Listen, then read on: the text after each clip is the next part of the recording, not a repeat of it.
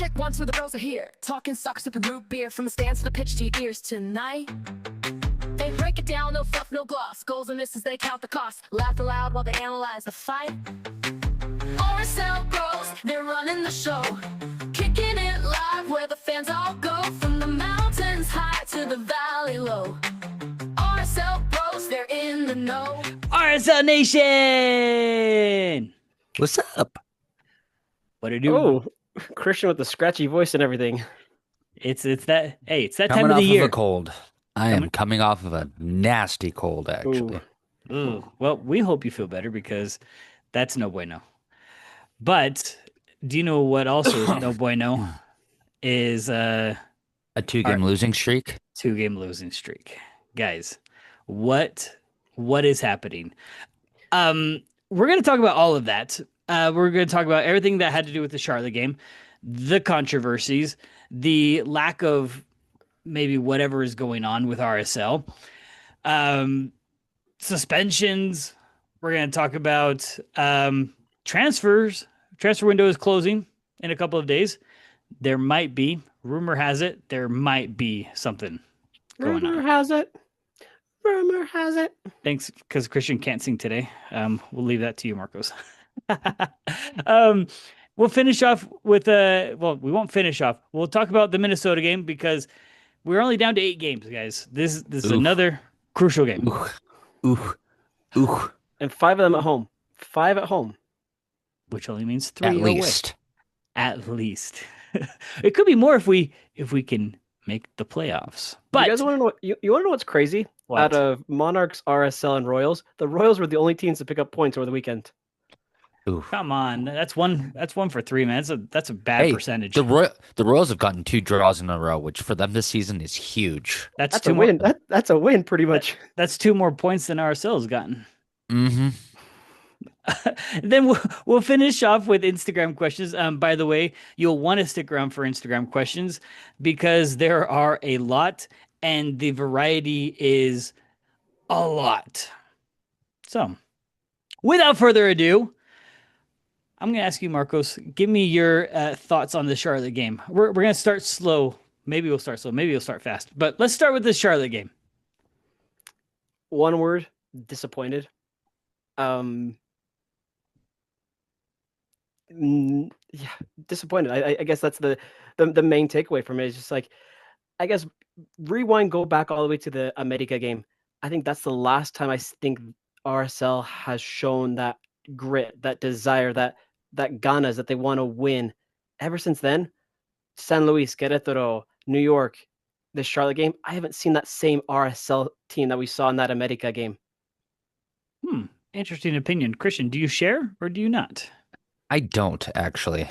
Okay. One thing, because if we want to take a look at stats of the game, RSL actually led the game in shots, in total shots, shots on target, big chances missed. They only missed 1 compared to 2. Expected goals in open play was a lot higher. Like it. I know It started slow. It started without that grit that Marcos was talking about, but there was push towards the end. Too little, too late. Obviously, the reffing did not help. We'll get to the reffing part because, But yeah, I tweeted out about this. Horrendous reffing aside, I expected better from that ref who's supposed to be a high quality ref. Did not see it from her. And yeah. But I think that being said, you still need to finish your chances.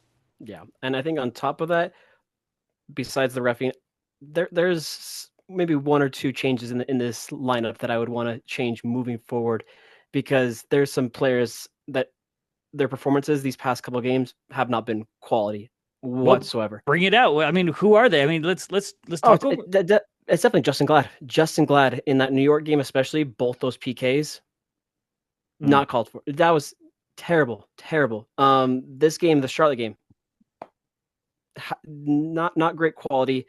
So, me personally, I would want to see a Vera Quinton pulling the strings on that back line together.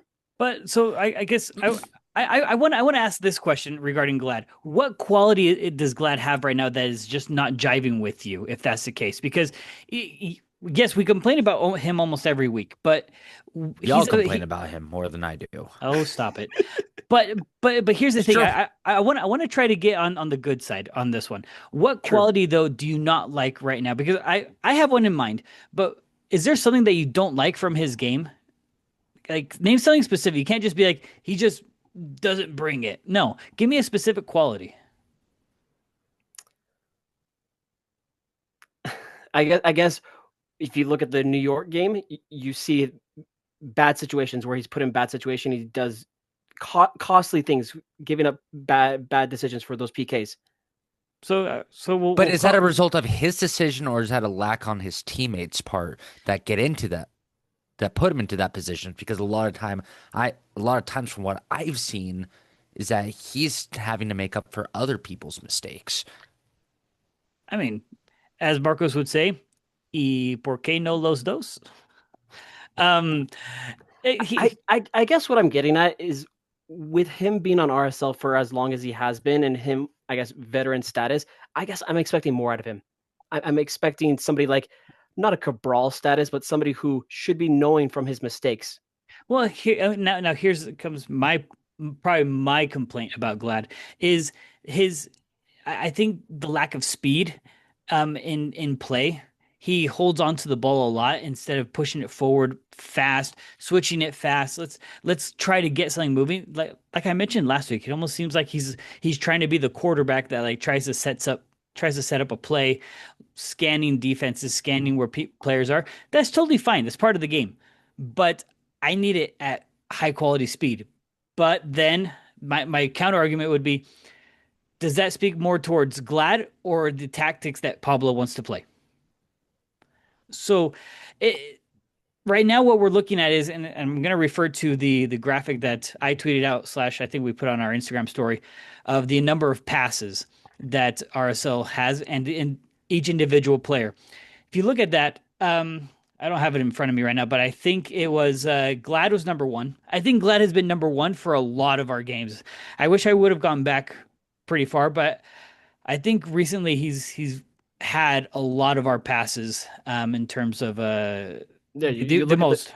You look at the Charlotte game, 65 of 69, 94% passing.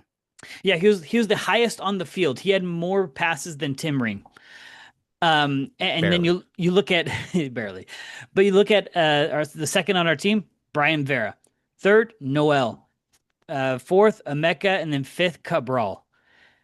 If four out of your five are on your defense, and I get it, this might be a strategy thing, but you're not playing a very attack minded game. I'm going to play a little devil's advocate on this end because it kind of looks to me like Charlotte played very similar tactics, but I'm going to actually throw it a bit more on our defensive mids. Okay. I'm not seeing enough offensive production from them. They are being timid in there.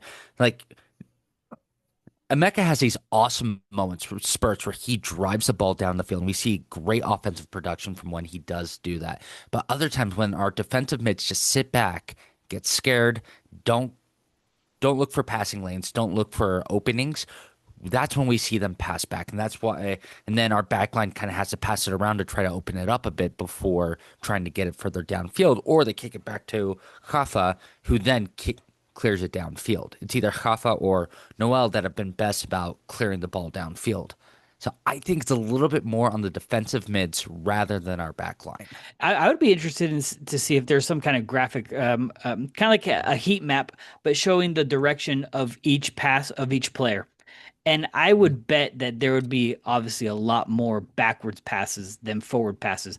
Now, I tried to compare to another team. And probably this is a horrible comparison, but I tried to look at it through the lens of River Plate. And I checked who their passing was through, who had the most on their team, and their position. Enzo Perez, if you guys know what position he plays the defensive mid. Mm-hmm. He had the most passes. Their second most leading passer was another center mid. Their third, a wing. The passes don't go all the way back to the defense unless you absolutely need to reset. Which goes to my point. Yeah, it goes to exactly to your point. So you weren't even devil's Well, advocate there. last season we saw some of this as well.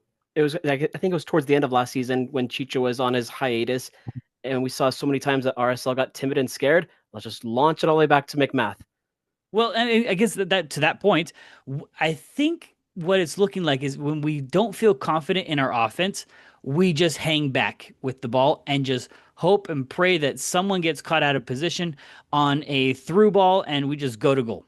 And that's what I think we've been relying on Gozo on the right wing. He's fast and he's been able to pressure. So we're hoping. It almost seems like we're hoping for a mistake, and that's just not. You're not going to have much success. And that's You'll why have some. with 8 games left in the season, I don't think that's enough time for Cruz and Olatunji to pick up momentum with each other, jive. And I still think that we're going to still see more of that go back to the back line, back to the back line. That's my opinion, because 8 games does not seem like a solid amount of time whatsoever. But that's what we've got. I mean, but what throw it back at you. What is a sufficient amount of time? Because there's a reason that we have this window that's closing this week to try to solidify into the end of the year to build on momentum to get that chemistry. So if the window for and its purpose that we have it now isn't enough, why do we have this window? Why not just hold on to this team till the end of the year and then bring them on? What's a sufficient amount of time for you? Honestly, at least a couple months, at least a month and a half. Well, that's what we have, a month and a half, just by the way.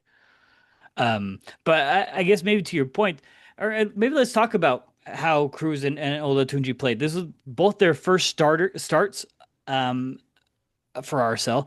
How do you both think they did in their first starts, Christian? I think they did fine. I mean, to speak to Marcos's point, that obviously we're still figuring out their place on the field. I think, especially Olatunji, he's new to MLS. He like you can tell he's very new, and he was probing backlines to kind of say, what's this rhythm feel like? How does this actually work? And I think it was a big learning game for him to kind of see like, okay, how do we actually get in here? How do I actually attack these back lines here in MLS? And Cruz is starting to see a bit more momentum, and both lacking confidence right now, which is, I think, mostly just due to the new team and new league. Once they get over that lack of confidence, that fear, if you want to call it that, I think we'll see them start coming into their own. Interesting. I might say the opposite. I actually found them, if you watch their movements, they look like we'll call it, they play international ball. They've played outside, and they have a lot of experience. Like the way that Olatunji was moving, his movements were very intelligent, and I think he was looking for a lot of the balls that he would have gotten on his previous team with Prague. That's fair. Mm-hmm. And when I saw them, I was like, "Ooh, get him that ball, get him!" But it's a lack of experience and vision from either Gozo, from our defensive midfielders. And what surprised me is that Diogo, even though he did have some good passes, he was missing a lot of opportunities with Olatunji. I think there was a lot of opportunities that were missed. Cruz, also the same thing. In fact, at one point, I wish I remember the minute. It was early too. I think it might have been like the 12th minute.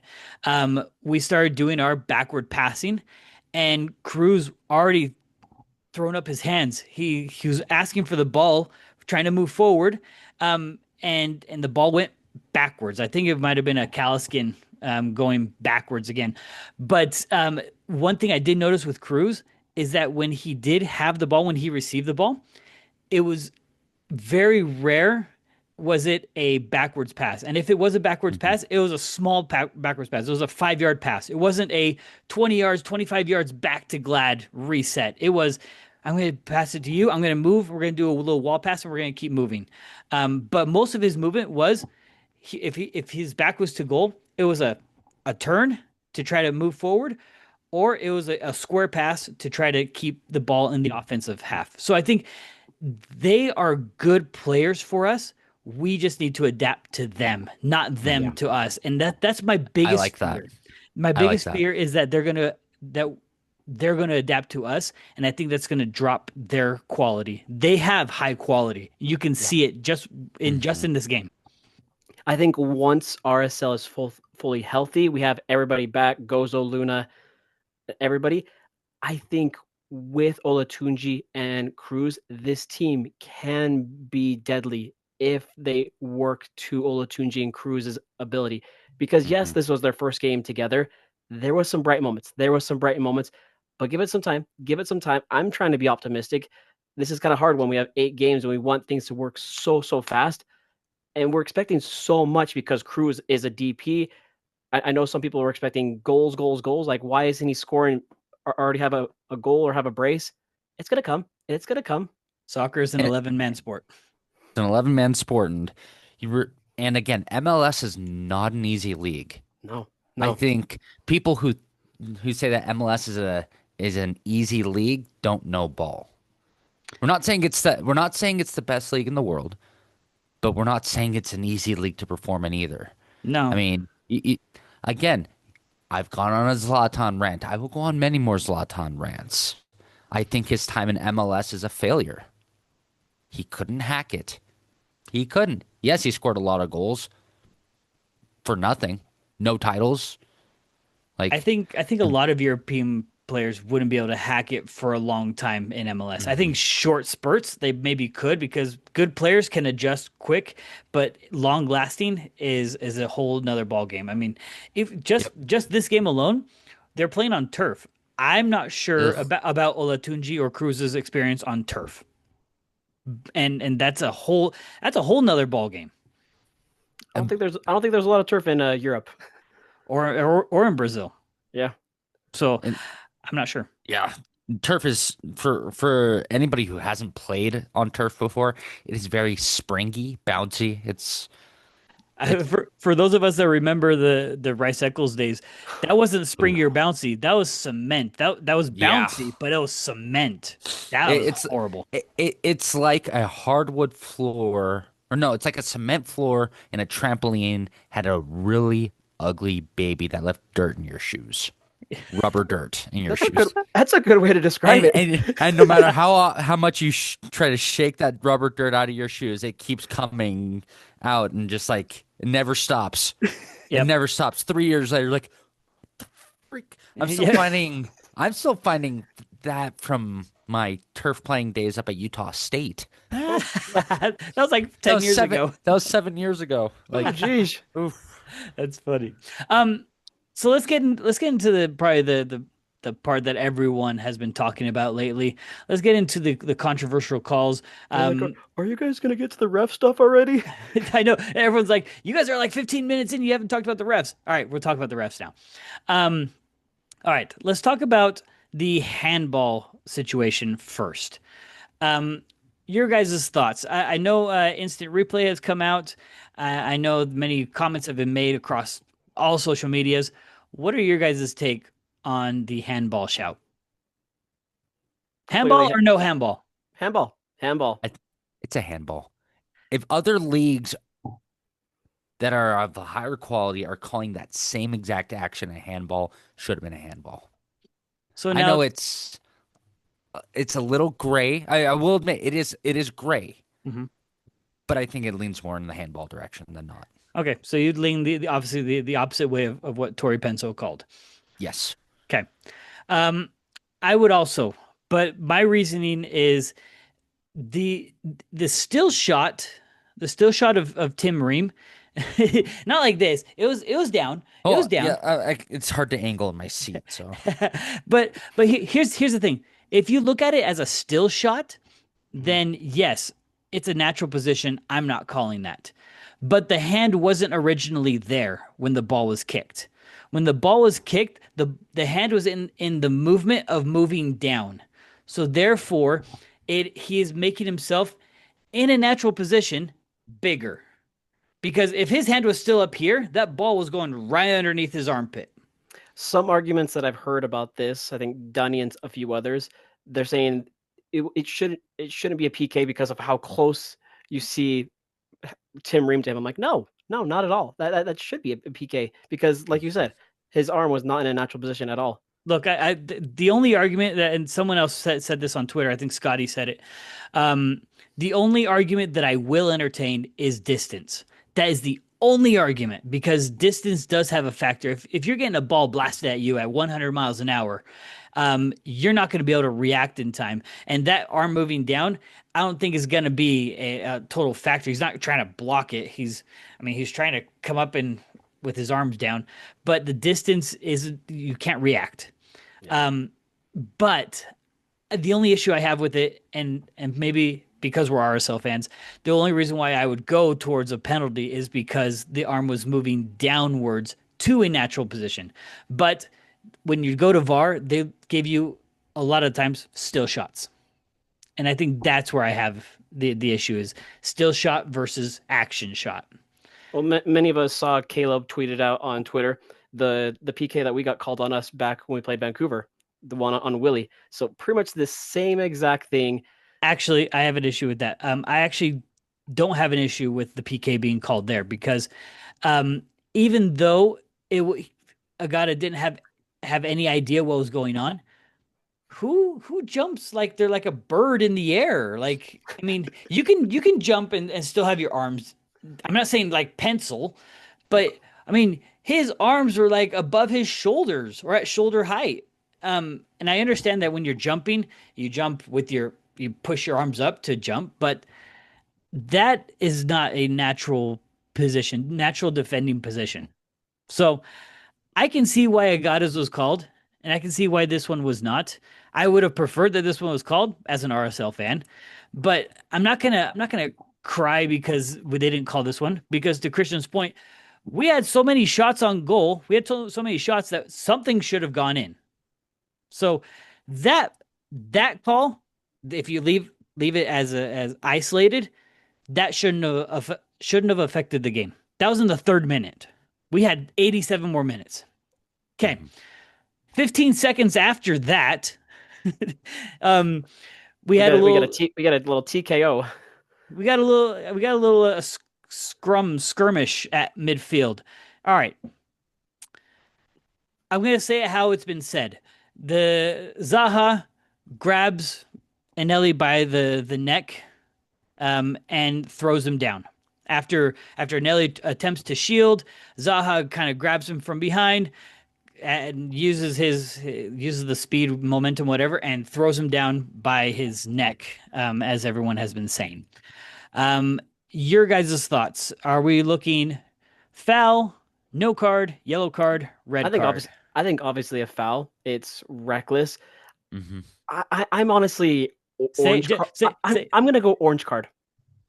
So you're in between Orange yellow and card. red? Oh, Yeah. Orange. We should make an orange card. So you're in between yellow and red. Yeah. Why? Because yes, it's reckless, and he has his hands around the head or neck area, which obviously in the rules in the book, that's obviously a direct red card. Okay. Christian? That's tough. Definitely a foul. Hold on. I am trying to pull up the clip here. I think Caleb has it on his. So if you go to his Twitter, but the what the call was on the field, as far as I understand, as far as everyone understands, it almost seemed like it was almost a non-call. It was a no call. In fact, I think might have been. Zaha got a yellow for. Well, here's the thing. The sequence was Anelli went down, got thrown down, and Kaliskin went up to Zaha, and then the whistle was blown. It was a weird sequence. And then Tori trying to speak with Zaha. Zaha apparently didn't want to listen, and Tori pulled out a yellow card really quick and then walked away. So from the looks of it, it almost seems like there was one, no foul called, and two, the yellow was for dissent. It wasn't for what we thought would be a foul. Um, to be honest, I'm not sure. I'm not sure how many people actually know. Um, and as a former referee, I would like to see what they put on the game report. A lot of people are like, I don't care what the game report says. I That's supposed to be a red or supposed to be whatever.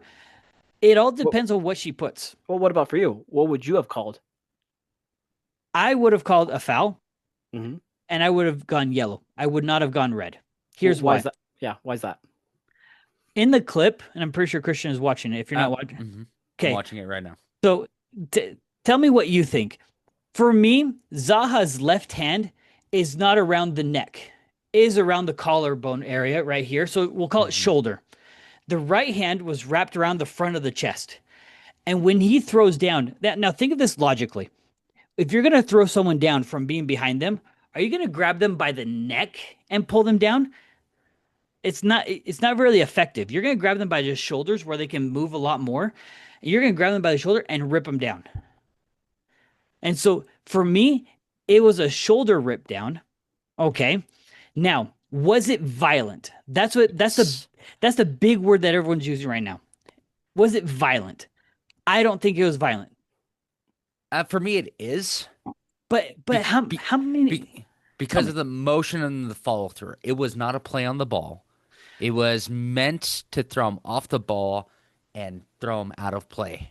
Now, I understand exactly what you're saying, but what do we do then? I'm gonna separate situation.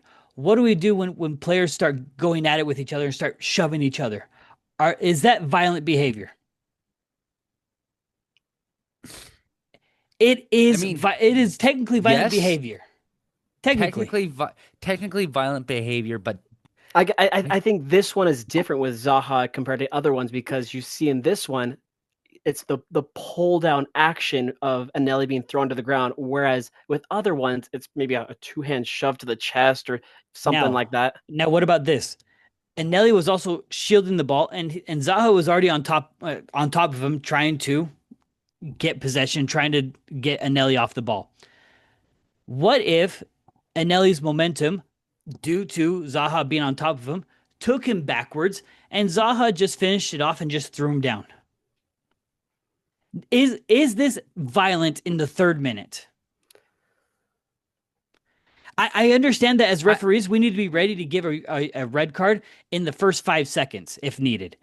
This for me, because of how the first 3 minutes happened, was was not it did not escalate enough to be a red. When I saw it as a referee in my we'll call it my referee heart, it didn't feel like a red. It was just a all right. This is just a frustration foul. We're just gonna calm it down with a yellow.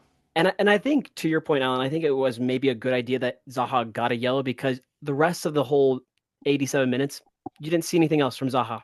No other sure. fouls. He was very calm. Just so it was good on Now, Tori's part for that. no, but the yellow card wasn't for the foul. That's what people are It should are it getting at me should have at. been it should have been for the foul. Yes, that's what most people are getting at. So for me, what I'm saying is the yellow card was good, even though it probably wasn't for the foul.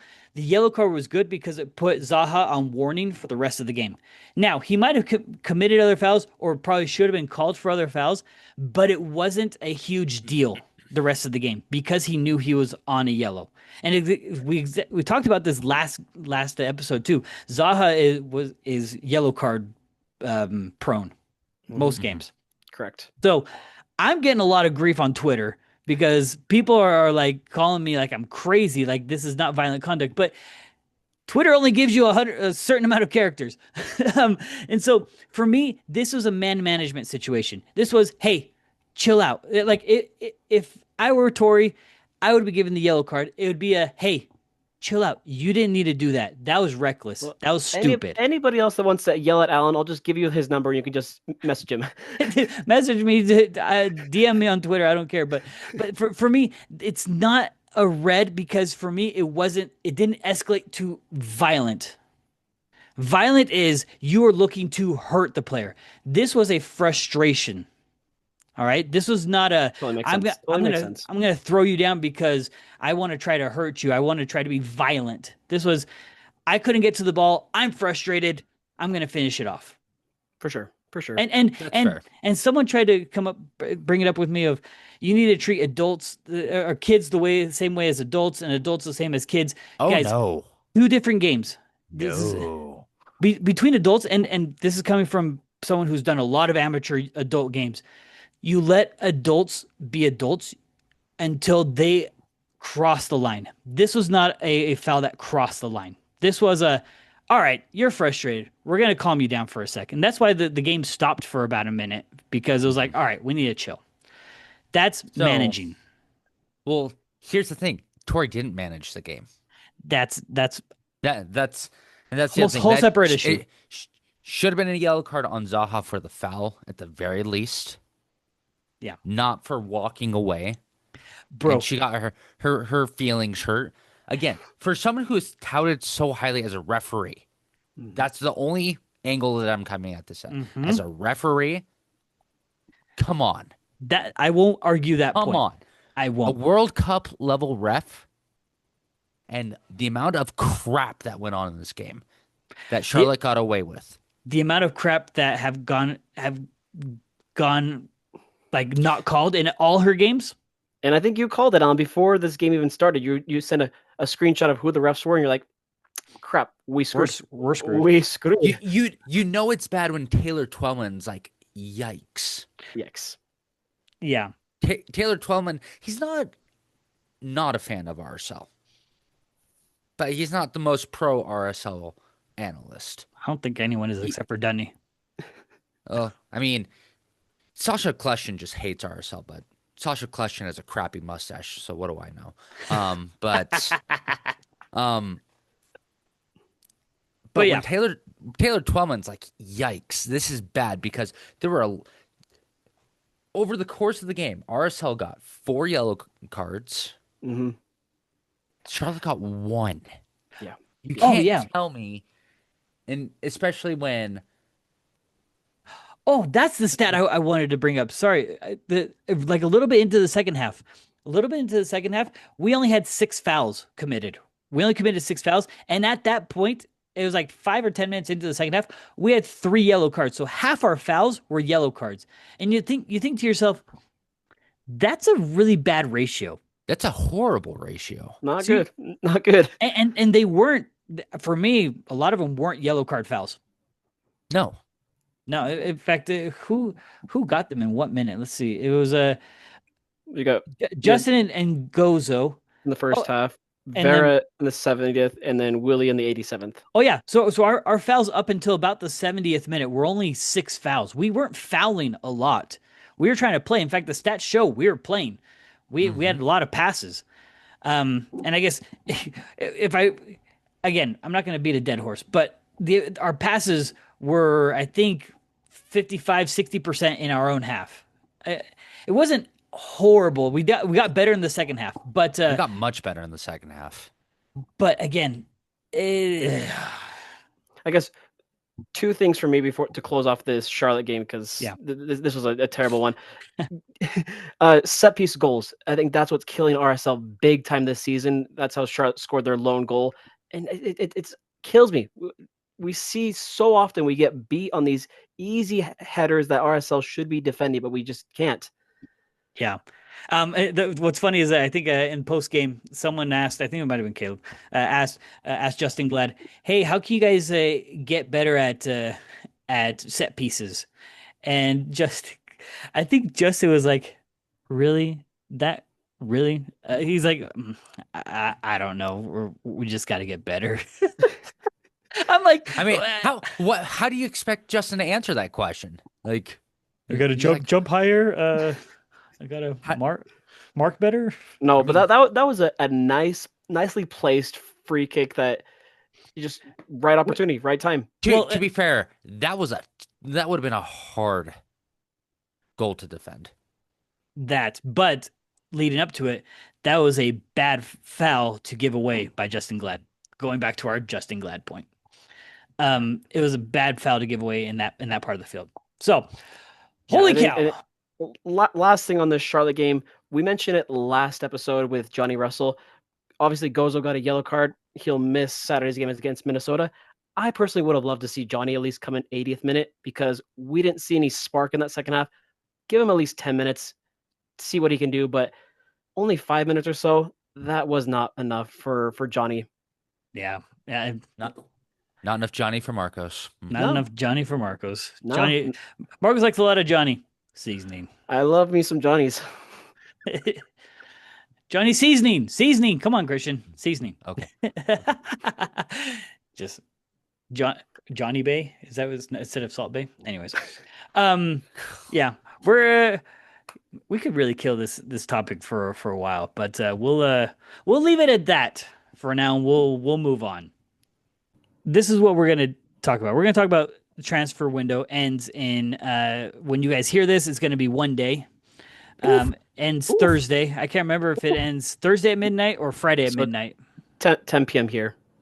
10 p.m. Wednesday or 10 p.m. No. Thursday? 10 p.m. Thursday, so midnight East Coast. Oh, okay. Interesting. Interesting. Okay. Because headquarters are obviously in New York. It's true. So today, listening to Spence Check-Its, Marcos listened as well.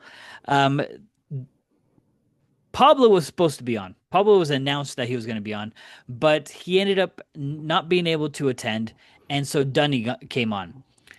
Dunny, I'm not sure if it was supposed to be leaked or not, but Dunny said that Gracias, Dunny. Gracias, Dunny. Dunny said that that Pablo could not attend because he was in a Zoom call with a potential signing. Ooh. We'll leave it as potential. And by the time you hear this, there might be some announcement. So we're not breaking any kind of news or anything. But that does leave room for speculation. So let's speculate. Apparently it's not going to be offensive. I think we have too many offense right now. So I think from what I understood, and Marcus, correct me if I'm wrong, Dunny insinuated that it could be a wing back, so an outside back. They said most likely it's going to be a right back because they said the last time that we were strong in our right backs, Brooks Lennon, Aaron Herrera. That was the last time we had full confidence in our right back position. Can you imagine that? Last time was Aaron Herrera and Brooks. That's crazy. And where are they at right now? Atlanta and DC. That's crazy. Oof. RSL would be an upgrade for both of them still. Right? I'm almost wanting one of them, or in fact, I would prefer Herrera. I want Herrera to come back. Oh my gosh, Aaron Herrera I don't think we appreciated him enough while we had him. And now he's killing it for the Guatemala national team. Mm-hmm. Yeah. So that I would hope, but supposedly someone is coming. Whether they actually come or not, whether they sign before the deadline, who knows? When are they going to get announced? Don't know.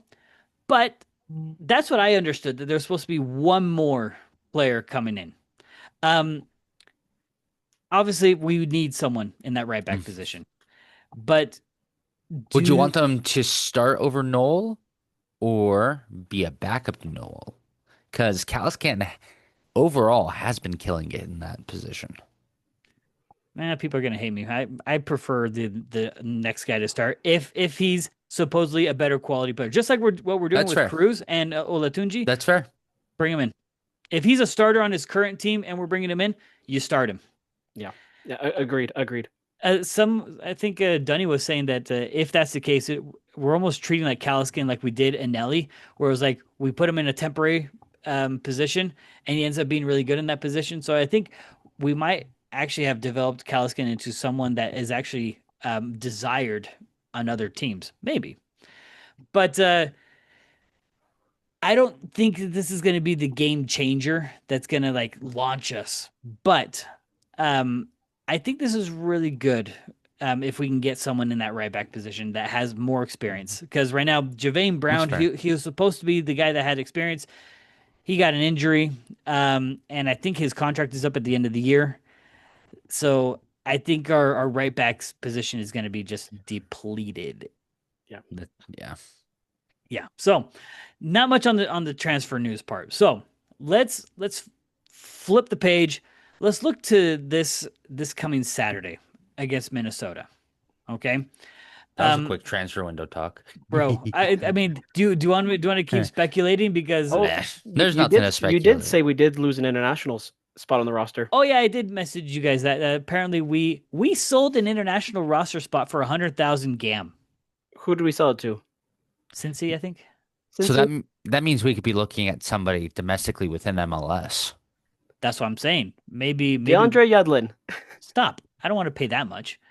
Um, I guess maybe that'd be a good question. What kind of price range are we looking for a back, a right back? Because I don't know how much are we paying Catranis. I think we're paying like somewhere in the 400, 500 range, maybe even 300. But I think maybe that range is what we're looking at. And right now with Kaliskin, he's a pretty low priced. Same with Bodie. I think we need Mhm. someone with like skill. And I FotMob think has Alex's market value at 544,000. yeah, you see somewhere around there. Um, and I think someone older. I think we need someone in their mid-20s because right now we've been throwing Mhm. out youth on that right back. We need someone with age. Like give me a 26-year-old. Give me a 26, 27 who this is his Age. last. Look, age I know is a number, I know. but I need age. You're describing Brooks and Aaron Herrera. I th- Hello. Yes.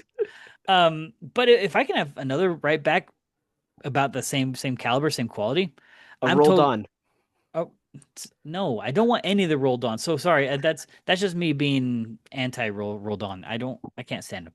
Also, they don't want to be separated. They're like twins. Um, Speaking of transfer windows, real quick, have you guys noticed that Miami is trying to like They're in getting everybody from Argentina. everyone from Argentina? Can you believe that? Like they just got Where are they POV. getting the international spots on their roster? MLS Don is Garber. yeah, they're gone. Don Garber. They're getting it from Gon Darber. Gone Gon Darver. Darber. The mysterious man known as Gon Darber. um, but yeah, Miami Uh, is turning into like a mini Argentine club. It's the coolest, weirdest, yeah, coolest and weirdest. Just because I Well, think it's so supposedly what I've heard on Twitter is those American players, the non-Argentines, they're not being treated fairly. They're kind of being treated terrible compared. So Drake Callender, he kind of he ran away at a good time, I guess. that's because he's not he's not going to Argentine. be missed. Yeah, he's not gonna be missed at all. You gotta be able to put up with the Argentine attitude. And look, if you can't cook, get out of the kitchen. Basically, that's what it is. And Miami's like, hey, if you're not Argentine, get out. So who knows? I think I don't know how they're doing it. Actually, we all know how they're doing it, but we'll see if it lasts. We'll see if it lasts. All right, there you go. That's your transfer news. Also with a bunch. Oh, stop, Aronson, Paxton Aronson, guys. Oh, That one, yeah. Everyone who's U.S. national like knows it. whew, Aronson is a last name. he's going backwards in his development. You think so? He, I think it's a bad idea.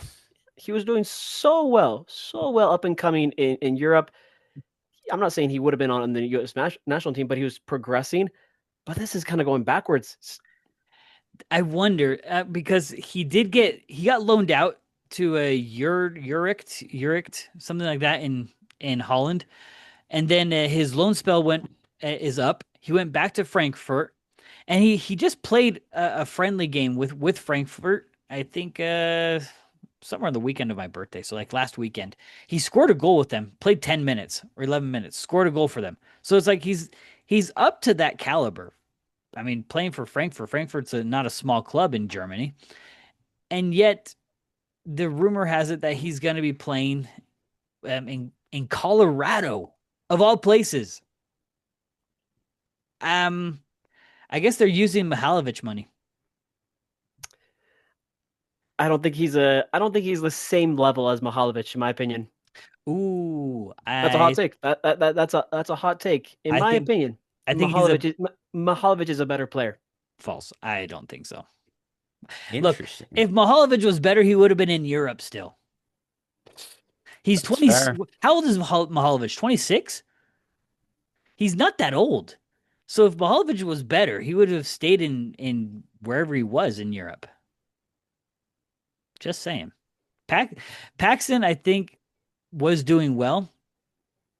So I might agree that MLS is a downgrade, but I've read a couple of comments that said he might be coming to MLS, seeing that Pochettino might be choosing a lot more MLS players as of late, and because it's already here, the World Cup. I Mhm. don't know. That's fair. What are But you we'll what are see. you laughing at? Nothing. Don't worry about it. Oh, Don't, that's you don't worry dummies. about it. Here I'm like, why are you guys laughing? Nice text. Great job, Thank you. guys. Thank you. You're welcome. We might tweet it out later. Might.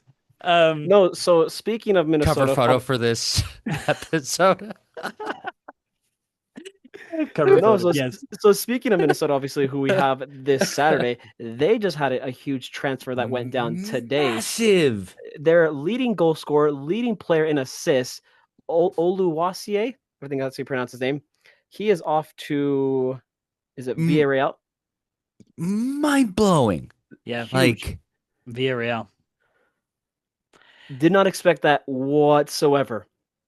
Um, that and I hope that it's true because if that's the case, that means he probably will want to sign quick because I'm not sure when the European transfer window ends, but I think he has to leave soon. So if mhm. that's the case, This week. yeah, this week he would have to leave, meaning that they might not have him on Saturday. No.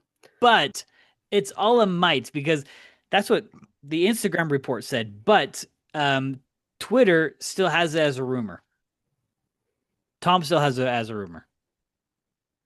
So I'm just Let's saying. see. Transfer market. Let's see if it Transfer has it. market, the Bible of all transfers. But The website that has RSL says Real Salt Lake City. It's like, no, there's no city in our name. What were you saying, Marcos? no, but if this were to have actually happened, this would be a massive blow for them because Uluwasie brings this killer attack that you see by Minnesota. Their next attacking player, Yaboa, at 9 goals. Hey, that's still better, I think, than ours. Yeah, That- yeah. Yeah, but if you take a look at numbers, he's doing most of the feeding into Yaboa, which means that a lot of you'll see him shift over to the left-hand side to Pereira doing the majority of the attacking, and he could have a problem going up against Noel Kauskan because Kauskan's a good man-to-man defender. It's true. I'm Which look, which I wonder with if this is true with Oluwasie going to La Liga, if this means that Julian Gressel is going to get more minutes because right now Julian Gressel, he went over to Minnesota, but he's just been riding the bench. Not a lot of playing time for him at whatsoever. interesting. Supposedly he was supposed to be a great signing for Miami, didn't turn out well, left, went to Minnesota, and now benched. So, what the heck is that? Riding the bench. He's riding that bench. The heck? But look, Minnesota, like I said, I think last episode that they are a thorn in our side as of late. You guys know Uh, how much I love stats, right? The last time that Minnesota lost an away game this season, you got to go back all the way to May 14th. Ooh. That's 3 months. Yeah, so they lost 2-0 to Houston. That was their last away loss this season. Hmm. Yeah. That's a beard scratcher. I'm trying to think. Es Houston, posible. es posible. So you're saying there's a chance. Houston's not even that good of a team, so I wonder what happened that game. But let's talk about who is going to be playing for RSL, or who isn't playing for RSL. So we're without Gozo, we're without Willie, and obviously without Luna. Those are 3 pretty big blows. At least 2 out of the 3. I was like, I mean, but Willie is still a substitute. That's true. That's It's true. it's a blow. So Um, the biggest question we need to answer, and this is, I think it might have been answered already. I think I saw a message, but who starts in Gozo's spot on the right wing? I think it's already been mentioned. I think it's going to be Dom. Probably Dom. Yeah. To everyone's dislike, from the messages we've seen, is probably going to be Dom. I wouldn't necessarily, for me, call it a dislike. It's just not preferred. I'd prefer to start Johnny. In the words of Dunny, Dom has been a disappointment, an absolute letdown of a signing. And that if it's coming from Dunny, he's been around for a bit. He can This also say what he wants. this is also true, but Uh, I think everyone in the RSL nation knows that Dom has been a pretty big disappointment this season. In fact, I think I had rated him that he might have been one of our leading goal scorers because I saw promise at the end of last season. He had some fire lit under him. I think he's been plagued with little small nagging injuries. Especially I think when he came back from Poland, I think it might have been April-ish, March, April, May, somewhere around there. He went off to the U21s, came back, and June, wasn't it June? He just wasn't the same. In fact, he hasn't started. I think he started one game, I think, mhm. since then. Not good, not good whatsoever. And that's what's killing us right now is because I almost feel like we can't put in anyone else on that right wing if it's not Gozo. Or if it's not, I think we oh no, yeah, because we haven't started just Diogo with the two new forwards. Mm-mm. So Not yet. it's always been Gozo and then maybe a Dom start here and there. But I'm actually kind of worried about Dom starting. Especially with He's Giogo on the other side, who hasn't been living up to his. Well, if you go back to the last time that we played Minnesota this season, obviously we lost. Diogo and Dom started that game. Shut up. Oh, you had Diogo on the it's left, you had redemption time. Dom on the right, and then you had a Jago. He was starting that game. Ooh, Well, I can guarantee you he won't be starting this game. What's funny is our back line in that game will probably be almost the exact same for Saturday minus PQ. wow. I think though this might have been a game where I thought PQ played really well. I think maybe. Um but or maybe he might have gotten injured and that's why he came off at half.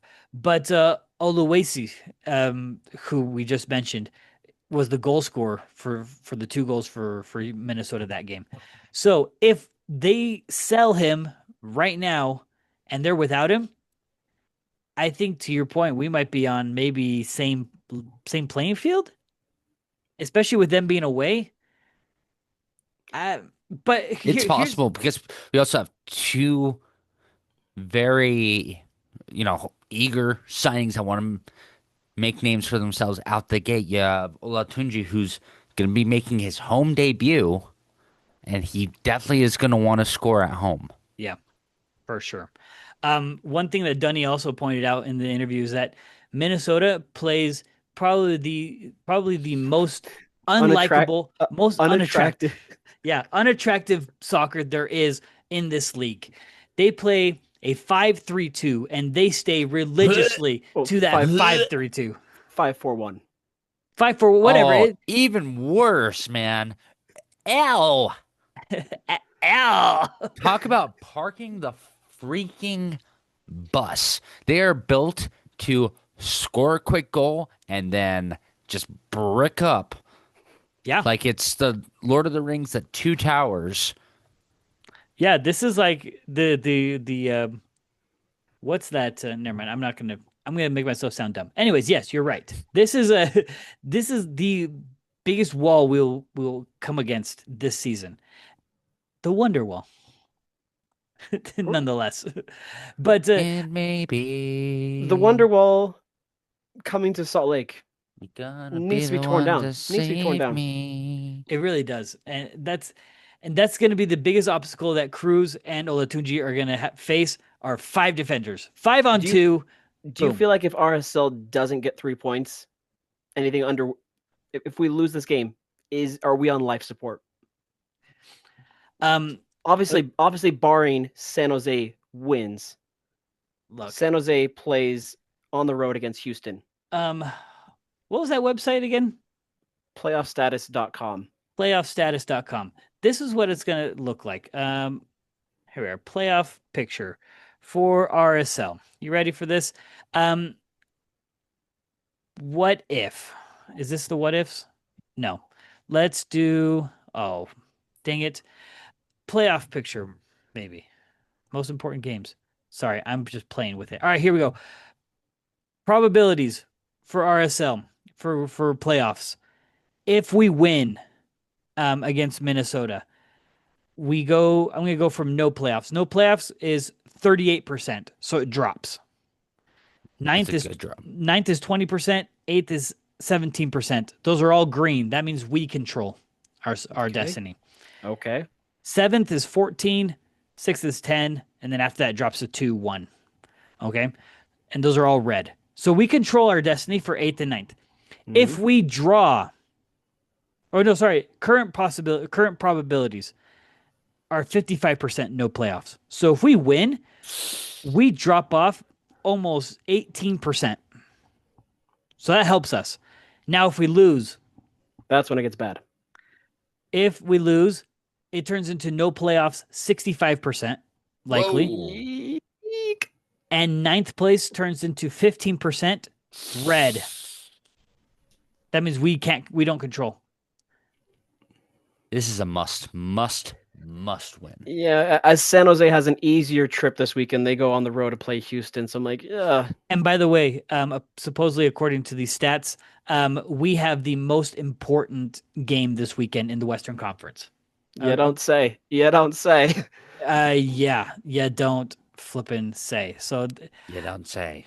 Well, lastly, like you saw on our graphic, 6 out of our 8 final games are teams above the playoff lane. So these are gonna be gritty. These are gonna be tough games. It's not gonna be easy. I'm just gonna say this now. Our playoffs are starting Yeah. now. Yeah. yeah. By the way, best case scenarios, just so everyone keeps in mind, we need Montreal to beat Austin. We need to beat Minnesota, and we need the Galaxy to beat the Crapids. The one time we'll cheer for the Galaxy. The one time. Anything over the Crapids. But best case scenario, actually, best case scenarios. Now, not just we need to win, but if all these best case scenarios happen, we go to 34% no playoffs. So it drops even farther. Worst case scenario, if everything goes wrong, we drop to almost 70% no playoffs. Yikes. Guys, we need to win. Absolutely. So, with that, it's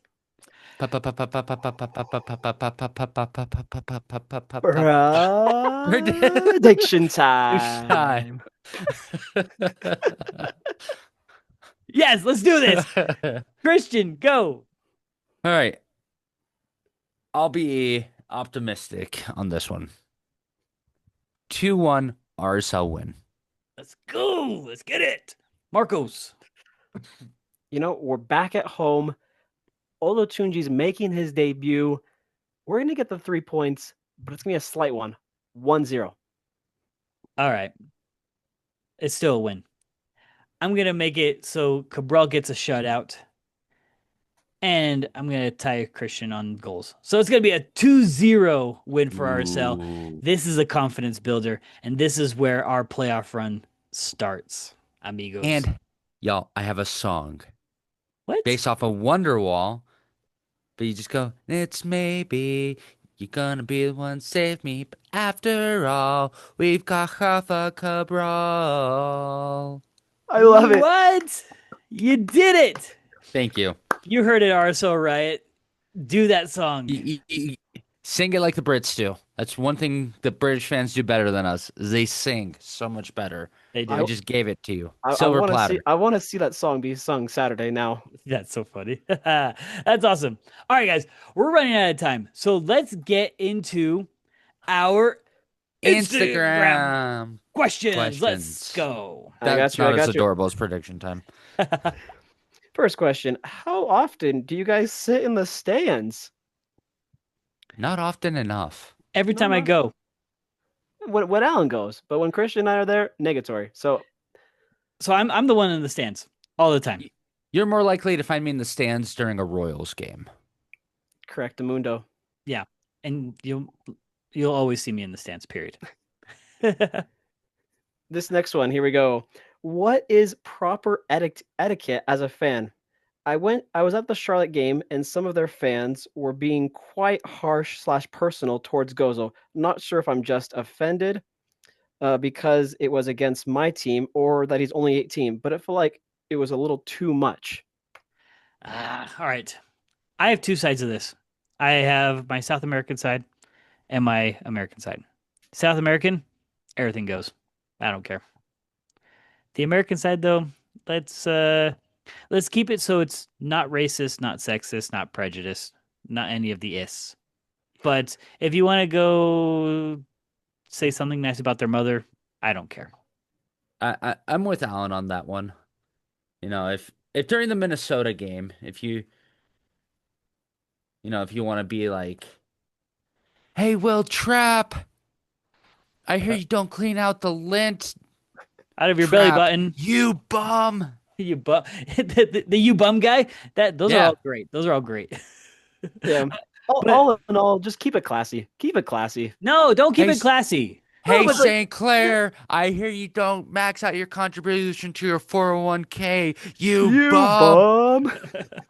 Look, when I went with my brother-in-law and my friend, they speak Spanish, and so we just kept saying, "Hey, you're bad." We just like "sos malo, malo." That's all we were saying, and the funny thing is, they would like eye contact us, and they I think it was Espinosa for the San Jose game. They would kind of just like chuckle and just whatever. So that kind of stuff, just distracting people, I'm all for it. Just keep it classy, Salt Lake City. Sure. Somewhat que- classy. Next question. Who has the most positive slash fun fans in the MLS, in your opinion? Most toxic slash annoying fans? Ooh. Most fun? We'll go most fun fans first. If I were to choose to be a fan of a team, like go into their supporters group, I would say either Portland or LAFC. Yeah, my bias, I'm gonna have to go most fun, probably Portland. I would say Portland or Columbus. Now And the then most annoying most toxic slash annoying. Galaxy. Galaxy. Yep. You I'm gonna can't. I'm gonna go LAFC. You don't like them? Or the Sounders. Sounders Ye- for sure. Come Yeah, I'm gonna on, change. Seattle. Fight and win. I Get hate your that. own field, Sounders. Go. I hate them so much. Yeah, I'm changing my Ne- answer to Seattle. yeah. Next question. What do you think morale is like inside the locker room for RSL right now? Who is responsible for changing it? Mm. I think morale is mid right now. They've got to be stressed because, well, we've had a better second half of our season, knowing the hole that was dug because the first half of the season's got to be stressful. So that's why I say morale's kind of right now, and they're all responsible for bringing it up. I'm not gonna lay it on. It's all Emeka Nelly. It's all Pablo Ruiz. It's all Pablo Mastroeni's job. No, it's all of their jobs. They It's need it, to link together as a team and rise. yeah. Yeah, we've heard it so many times that the team is the star, and that's where it falls. Because if everybody's accountable and they need to step up, it's like what Christian said. These are the playoffs, and it determines the boys between the men. I think it starts with individual accountability, and once everyone is individually accountable, they will then be accountable to the team.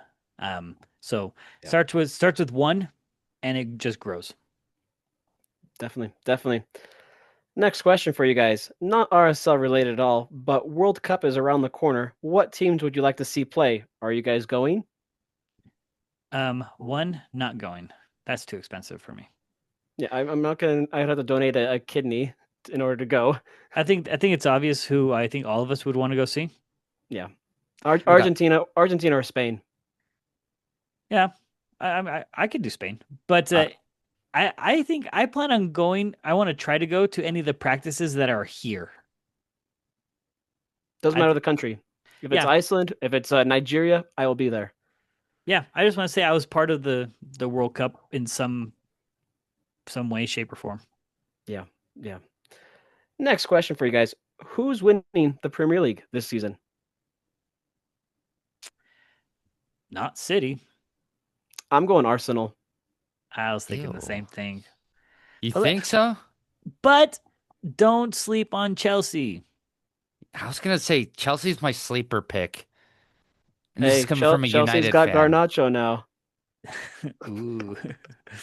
um, but also, I mean, Tottenham looked pretty strong in their first game. Yeah, but Tottenham's gonna Tottenham. Who Kind of like knows? Everton's gonna Everton. But maybe Liverpool might do it again. So there's a couple of good teams. I don't know. I think it's pretty even between like four or five of them. Yeah. There we go. Next question: Should we start a GoFundMe so that the refs can get a little extra on this side for next year? Uh, if I had an extra 15 minutes, I think might be say something. But maybe let's do it. Why not? Let's do a GoFundMe. We'll start a GoFundMe for all the refs that are getting all the hate. No, we did to pay them, not because they're hated, so we can pay them off. I Come think on. the refs need more hugs because clearly they're making bad decisions because they're not getting enough love. I think someone needs to come up with a ref need hugs too sign and just yep. Somebody needs to just wear a ref jersey and just cheer for the refs the entire game. I don't think anyone has the umphs to do it. So One of these days, when I'm not sitting in the press box, I will. Okay. sure, sure. Sure. Well, here we go. Last and final question of the night for you guys: Will Miami win the league? No. No, I agree. My reasoning: they don't have a bench. They do not have a bench Sure whatsoever. they do not have depth. Their starting 11 is fantastic, but lack of depth is what kills them.